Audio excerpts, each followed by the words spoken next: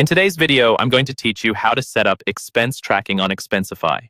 If you're someone who needs to manage expenses efficiently, understanding how to set up and track those expenses on Expensify is going to be incredibly useful.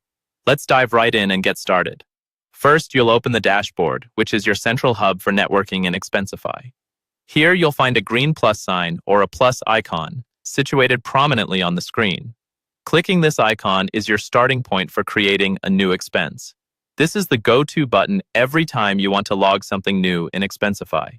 Once you click that plus sign, you'll have a few options to choose from regarding the type of expense you need to track. Each option is tailored to different logging needs. You can choose from manual, scan, distance, or per diem. Now, let's look into each of these options to see what suits your requirements best.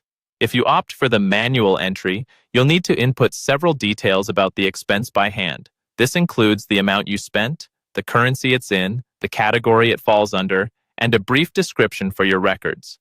This option is ideal when you already have all the detailed information at hand and prefer a more controlled entry method. If you select Scan, you're opting for a more automated approach. You can simply take a photo of your receipt and Expensify's technology will take over, extracting all the necessary details from the image you provide.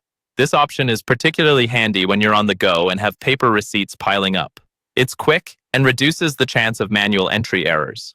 Choosing Distance is particularly useful if your expenses involve travel reimbursements. What you do here is enter the starting point and the ending mileage of your trip. Expensify will automatically calculate the expense based on the mileage rates set within your workspace settings.